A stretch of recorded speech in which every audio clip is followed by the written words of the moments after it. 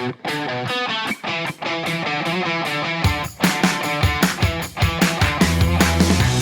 are listening to the Smart Betting Club podcast with me, your host, Peter Ling. Now, this podcast is sponsored by the Matchbook Betting Exchange, and you can find out more on what they offer smart bettors over at matchbook.com. And if you are interested in learning more what it takes to make a profit betting, please do check out my service for winning bettors over at smartbettingclub.com.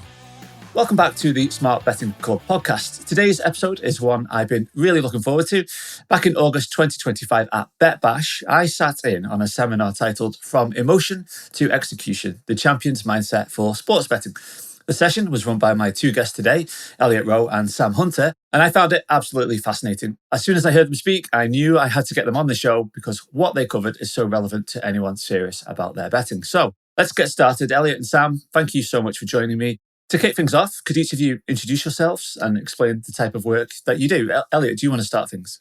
Yeah, sure. So my name's Elliot Roe. I'm a mindset and performance coach. For the last 15 years, I've been helping clients perform at their best in high pressure moments. So I've worked with a large number of professional poker players, professional athletes, CEOs of companies, Wall Street traders, crypto traders, and a good number of sports bettors and DFS players as well. Really helping them understand how they're holding themselves back and get that peak performance and sort of extreme success. Yes, and I am Sam Hunter. I do what Elliot does as well, so in the performance and mindset space. So really helping people overcome those internal barriers that they have and being able to unlock their full potential. One additional piece that I never intended to bring into my body of work, but is also relationships and the connection that we have to ourselves, to others, and how that can really play into our lives no matter what it is we're doing. Either essentially helping to elevate and launch our success or possibly hinder us and hold us back if we're having rupture or disconnection. So helping people navigate through that as well. Well, there's a lot to unpack in today's podcast. But before I go further, I'm curious, how did you get involved in terms of the betting community? You work with professionals, whether that be, from industry, from the sporting world. Well, how about betting? What was it about that industry that appealed to you and how do you get involved? I got involved in betting. I had a friend who was in the poker industry and I was having success helping golfers improve their scores. And she basically said, hey, if you can help poker players at final tables, there's millions of dollars on the line. So I went into that market, as I say, around 15 years ago and had a lot of success. My poker clients have made over $250 million, won the World Series main event, lots of other bracelets, things like that. And because I was around the poker world, a lot of those guys also sports bet. And over that period of time, DFS also became very popular. So some of the guys transitioned to sports betting, some of the guys transitioned to DFS. And the issues at the poker table are very similar to the issues when you're sports betting in terms of following your process, following your game plan, not being impacted by variance. I've effectively found myself in this industry through osmosis, through poker, and then bringing Sam onto the team a number of years ago. She also started working with those poker players. Great. How did you get to come to Bet Bash? Is that through the relationships you've already developed, or was that through knowing Spanky? How did that come about? So I worked with some people in, obviously, the sports betting industry, and they reached out and said, hey, there's this guy who runs Bet Bash. We've had a big shift since we started working with you. We think you can help the industry. Would you be interested in doing a talk? And that's how we came into that one. So let's get into some of the mental side of betting then. So Sam, when you work with bettors, what are some of the most common mental blocks or issues that you find that hold them back from consistent success? Yeah, I think one of the biggest things that we're often working with is that emotional regulation. Like, how does a loss impact? Or even, we were talking yesterday, is how can sometimes win and celebration also dysregulate us if we go too high or that dopamine flood or begin to chase something. And on that same side too, when we have that emotional regulation and it's a loss, or are we chasing? Are we working to reset? And so really being able to help people feel more in control and at choice with being able to create a new moment, divide that line of that happened over there, and what am I going to carry forward? So essentially, when something either doesn't go the way that we want or goes really high, how do we still stay in that zone of flow or that zone of genius where we have more of our regulation online? Because if we have that loss or the bad emotions that start to come, the anger, the frustration, the story that we're starting to tell, the meaning that we're starting to give it, as those emotions come in and our system, our limbic system, or our nervous system starts to go into fight or flight or flooding, the prefrontal cortex will start to slow down. And so then we're no longer in our best place. We're no longer following our process. So it's really, how do we empower people to be able to have tools to be able to reset and do that more quickly so that you're able to perform at your best? Yeah, because I've heard some professional gamblers I know speak about being a robot, so being just emotionally dead, and they say it gives them that advantage. So when something like a big loss or something that's frustrating or something that goes for them happens, they're able to just ignore that and just continue as if that didn't actually take place. Absolutely. That's to some extent what we're looking for here. Obviously, we want you to have emotions in your everyday life, but a lot of the work is around helping the sports bettor understand that they need to be looking at the long term. They need to view themselves as the casino rather than the gambler. So the casino doesn't care if you hit your number on roulette because they're looking at their quarterly results. Yeah. And they know if they get enough volume in roulette, they're going to make money. The gambler is worried about each spin of the wheel. And as a professional sports bettor, you should be seeing yourself as the casino. And some days variance is going to go against you, some days it's going to go for you. But if you're following your process over time, you should be making money. So as I say, the quarterly, the annual results. A lot of this is around the idea of like, if you don't know what to do, you need to be working on a strategy, your technical skills. But if you know what to do, but you're not able to do it because you're getting in your own way, then that's when you need to be working on your mindset. Sam, is there a way to, if this happens, is there a way to reset, or things that you can do, or we'll probably get into that as we discuss maybe some techniques, but some simple things that can help people just stop and reset or recognize some of the issues that maybe will take them to make bad decisions? Yeah, absolutely. One of the things that Elliot and I have a bias towards, because it's part of what we do and we love, and we just see the impact and the results, is doing some of the work beforehand, before we're even betting, before we're even there, before the stimulus or the trigger is even going to take place. Because what we help clients do is to process that and have more of that resilience and regulation and sort of desensitize some of those triggers ahead of time. That being something that isn't as tangible, one of the things that I love in a moment is, how are you going to change your state? And one of the things that you can do that for people can be very helpful is do something physical with your body. So you're sitting in the chair, you're sitting on the couch, wherever it is, and you're having that impulse. You feel the frustration or whatever those emotions, the disappointment, the failure start to come up. Stand up. Do something different. Shake your body, jump up and down, take a few deep breaths in and a few deep breaths out. Because what we want to do is essentially, we can talk about triggers in a positive way and also a negative way, something that comes up and hijacks us. But a trigger can also be something that we create to signal to our mind, our conscious and our unconscious, or our physiology, we're doing something different. Almost as athletes are running out of a locker room and they may jump and slap the door frame. Right? That trigger that we're like entering onto the battlefield. We're here, it's game time. We can start to create those same types of situations or routines to help people reset. And for different people, it'll be somewhat individual as to what works best. Does breathing work? Does going to stick your hands in cold water or like some ice water? Something though that can help trigger us to take a moment and cue, okay, what's happening now? The other thing that can be helpful too is just asking yourself a question of, am I ready or in my best state for my next bet or for the next choice? And if the answer is no, using that as a cue, okay, we need to do something different. That's really good, especially as bettors, because often we're sat behind desks looking at screens. We can just sit in the same position and not actually move, and we've just sat there thinking. So it's actually to do something, even if it's just something very small and very easy, like getting out of your chair or moving your arms and legs. There's some small things that can certainly help. Do you find it more difficult with bettors just because it's so sedentary?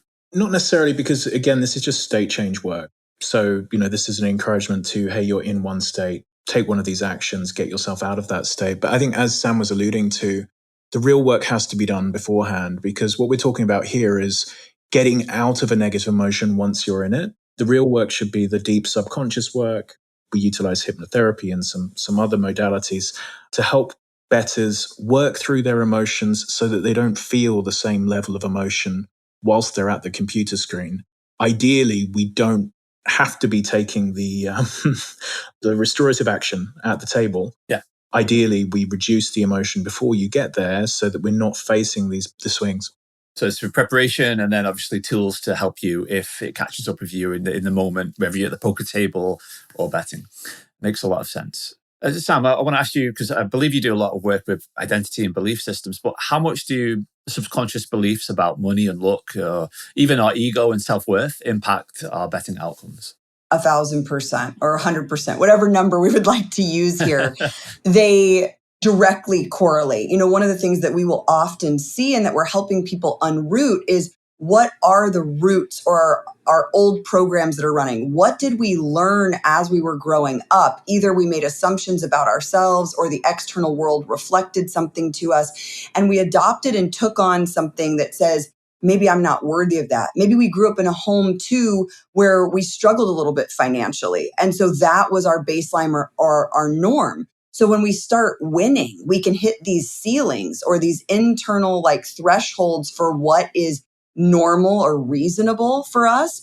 And it can start to be uncomfortable, and we will unconsciously sabotage and almost give that money back. Sometimes we see that a lot with professional athletes that make a ton, but will spend it all. And so this coming back. And when we get in there, oftentimes there is a belief of, I'm not worthy or deserving. And so we'll see that come out and sort of hijack in different ways. And it can be very stealthy because it could be easy to say, oh, that was just a bad bet or bad luck or I ran bad. And when we dive in and we start to do this work, we'll uncover, oh, actually, there was something else here that held a lot of emotion that wasn't allowing me to go to that next level, or that unconsciously was holding me back to a degree. And then does the ego take part of it? As in, the success and failure of betting obviously weaves into their success and failure, or how they feel about themselves in their own person.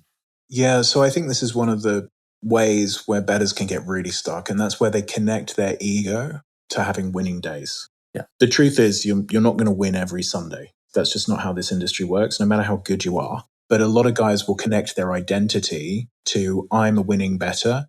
And, they want to tell their wife at the end of the day that they were up so they can justify the work that they've done.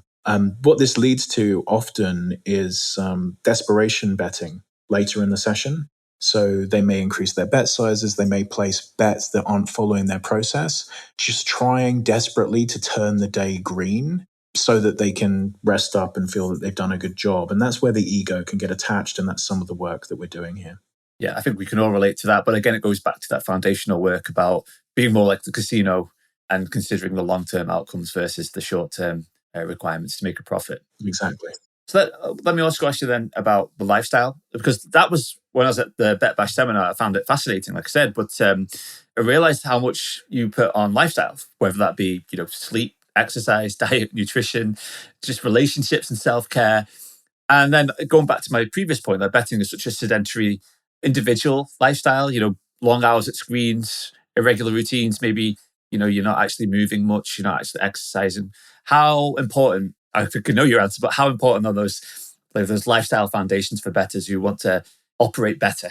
I'll start with the exercise and diet and things, and then Sam can really focus in on the relationships because that's her area of expertise. But human beings can't perform on low levels of sleep. When they're exercising, they have better brain function. Effectively, we want to look at every single area that we can optimize that give you the highest chance of staying focused and balanced through your session. I've seen this in not just sports betting, but professional poker, Wall Street traders, crypto traders. It's all very similar. Sitting for long periods of time, facing variance, and really having to think clearly all day long.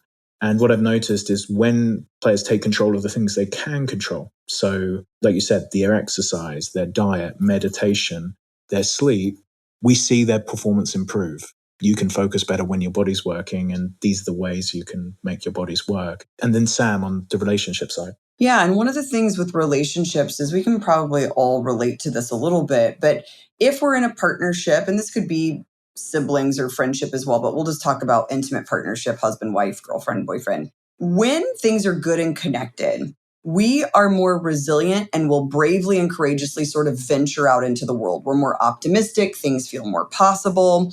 It almost is like it provides us an uplifting vibe, right? That everything's great. The resilience of things, if they don't go well, we have this safe place to return home to, to reset, this kind of feeling that even when we go out and battle in the world, we've got this safe haven to come back to.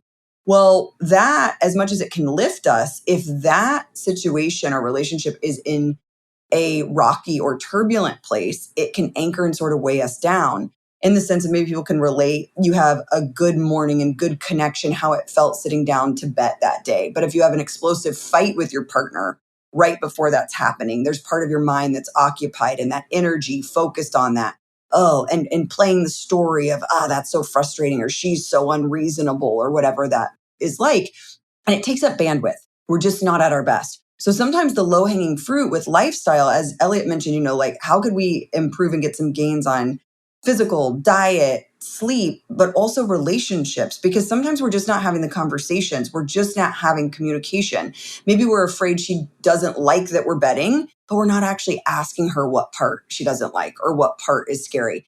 And so much can just be communication, because you guys can have long, grueling days where there can be well, I want to hang out with you, or I don't like that. But if we can work together to set mutual goals, like this is why I do this. This is what this offers or can provide to us as a unit or as a family.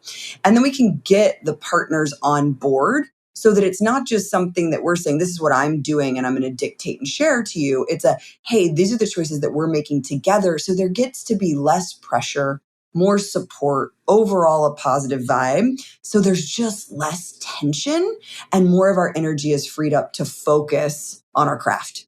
Yeah, well, it's interesting you say that, because a lot of the conversations I have with people like that is that they almost keep their partner in the dark, because maybe it's the nature of having days when you work hard and lose money, and that often can happen. Do you find, therefore, Sam, this is just more of an issue when it comes to people who bet, because they don't presume, most people are going to be male just because that's the nature of a lot of the industry, but they don't kind of loop their partner in to discuss, the pros and cons, the good and bad days that they have? Totally. And I think oftentimes what I would encourage people to first get curious as to, why are we keeping them in the dark? Are we afraid of conflict? What are we avoiding? Does it feel like we have to face, if we have a bad day, that we have to face it again by sharing it? And it's not that our partner has to be in the loop on absolutely everything, right? Even if we weren't betting, most couples don't come home and give a total play-by-play on everything that happened that day. But I think the part that's important is the general overall, are we supportive of each other's choices and lifestyles? Because if not, also we want to ask ourselves long term, is this the right match, or is this something that is going to start to erode our connection? And we want to just start to talk about things sooner.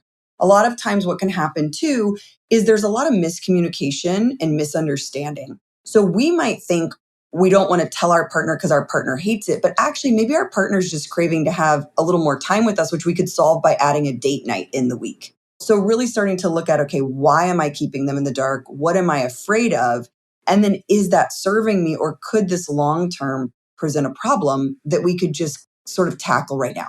Yeah, so again, it goes back to foundation work that you were talking about earlier, to think about these conversations or to bring people in before you get to the point where there's a breakdown and that's impacting your betting.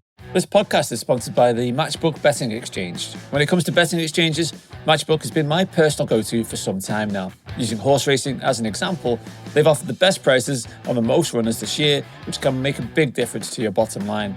Plus, with an industry-leading score of 4.2 on Trustpilot, you're in safe hands. Download the Matchbook Betting Exchange app or go to matchbook.com today. And if you enter the code SBC150, that's SBC150 on sign up, you can get commission free for your first 150 days, which can give you even more value.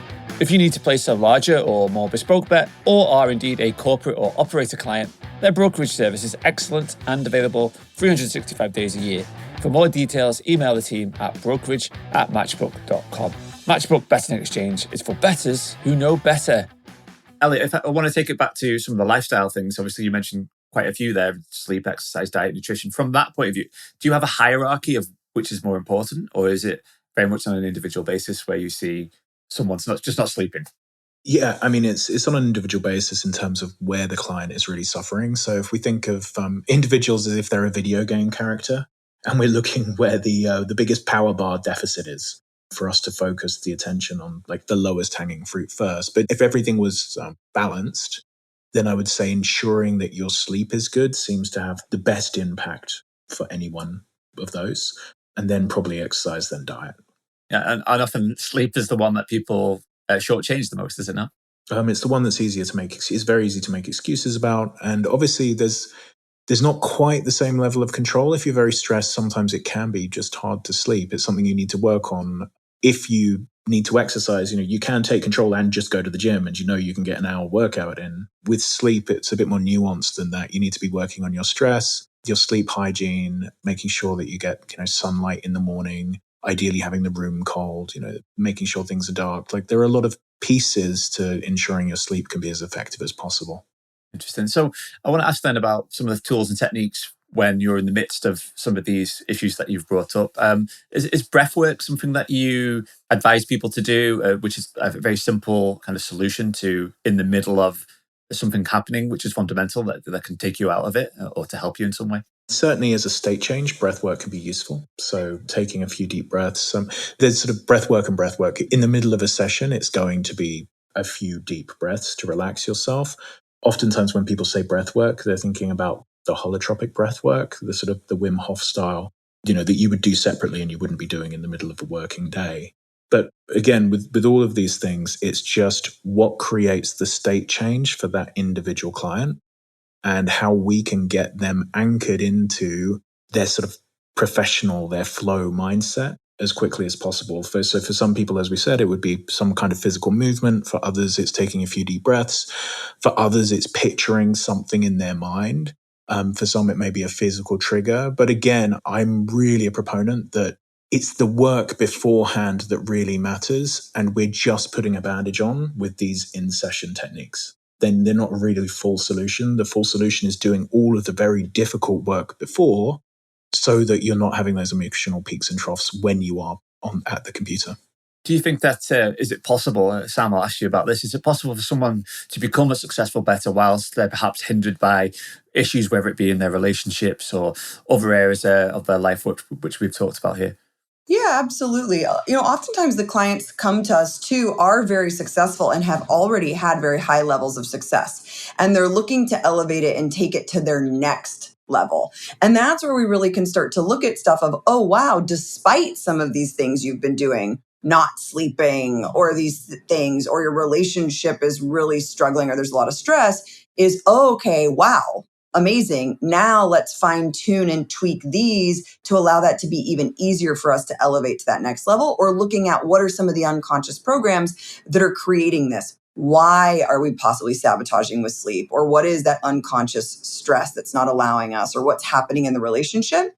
And then being able to just clean those up, taking people to an even further level of success. Yeah.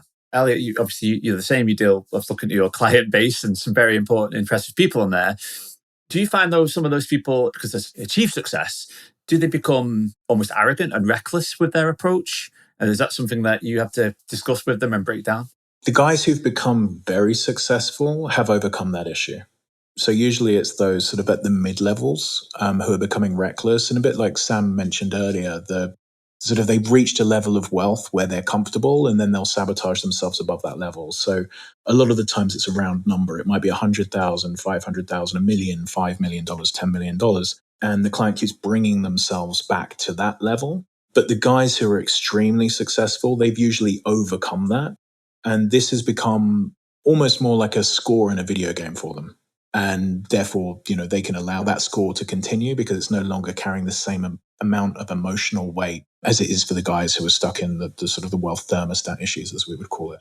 We obviously talked in terms here about some of the examples of the work that you're able to do, but I'm interested in if there's any case studies that we can maybe reference without naming people. It's interesting, as I was waiting to talk to you, Elliot, after your seminar, I was chatting to somebody also waiting to speak to you as a current client. I think he was he just prompted to talk to me about it. Am I waiting to talk to you? And he said that I asked him, what's your what's your situation with yourself? And he said you'd make a significant difference. I think he was a poker player.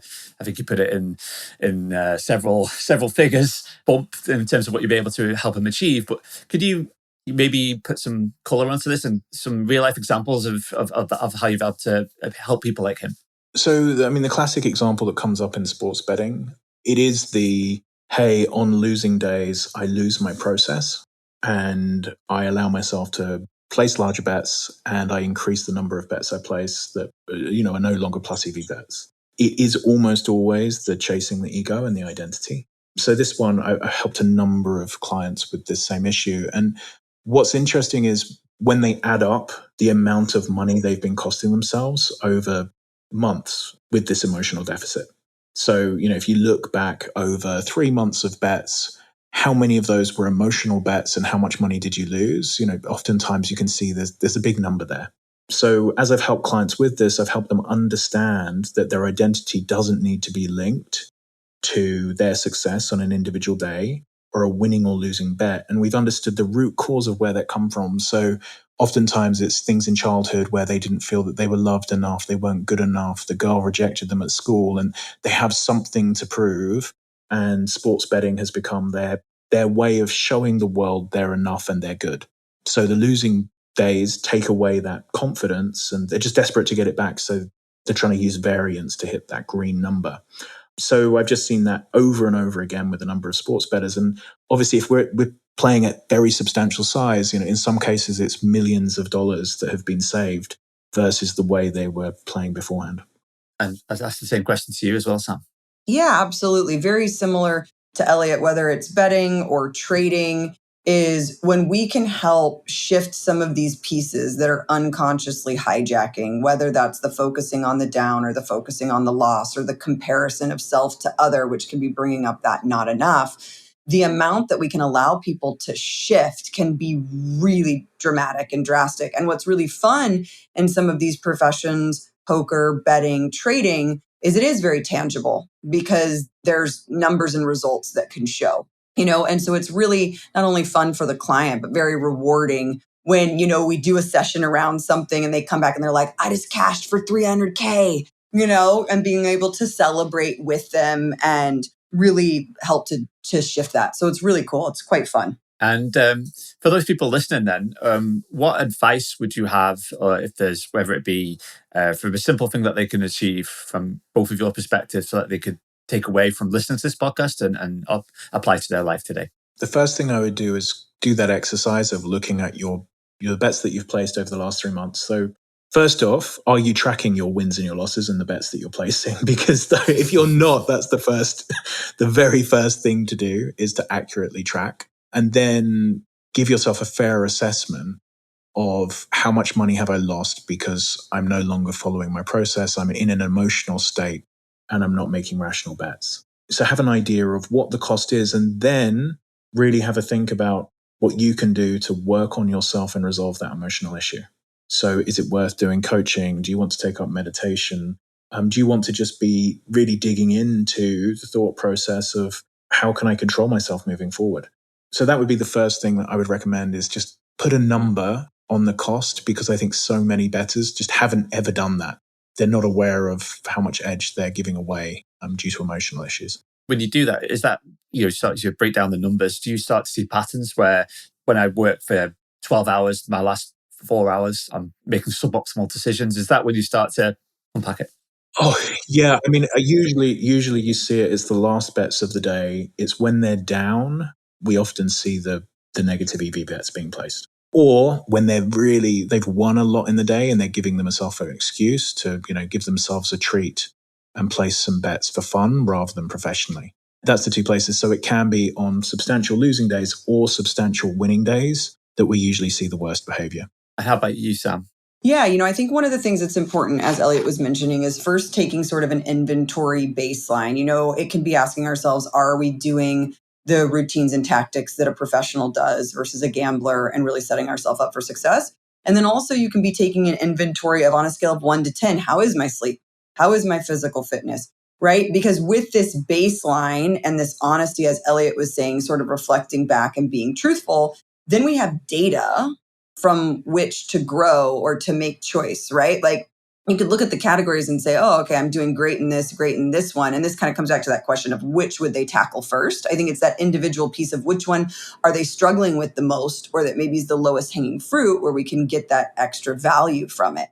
So taking an inventory. And then one of the things I would really encourage people to do is noticing your thoughts, noticing how you talk to yourself throughout the day, noticing the story and the dialogue you have. Because often when we really intentionally start to notice it, we are much more negative to ourselves and to our internal speak than we realize. If somebody else talked to us that way, we would never tolerate, we wouldn't be their friend, yet we beat ourselves up all day long. So really starting to notice what is that consistent tape that we have playing, and then really realizing, is that the one we want to be playing? Is that the one that is setting us up the most for success? And so once you start to write down and notice what you are thinking and saying to yourself, it could be as simple as flipping it to the positive. And how do we start to instill that belief and that story? And it can start with simply starting to interrupt or challenge those thoughts when they come in. Like, oh, is that really true? Well, no, okay, I'm not terrible and it's not all going to be over and I'm not going to be homeless. Okay, what else is possible?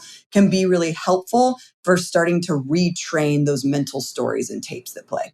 So it's been a lot more self-aware and taking note of your surroundings and your environment and your relationships, and then seeing maybe where there's impact upon your betting. And then, as you say, with Elliot, some of these high earning individuals, that even a 1% or small percentage gain can make a significant difference. So some really good lessons there. I was going to ask you as well as we wrap up, but both of you obviously coach high performers across various industries.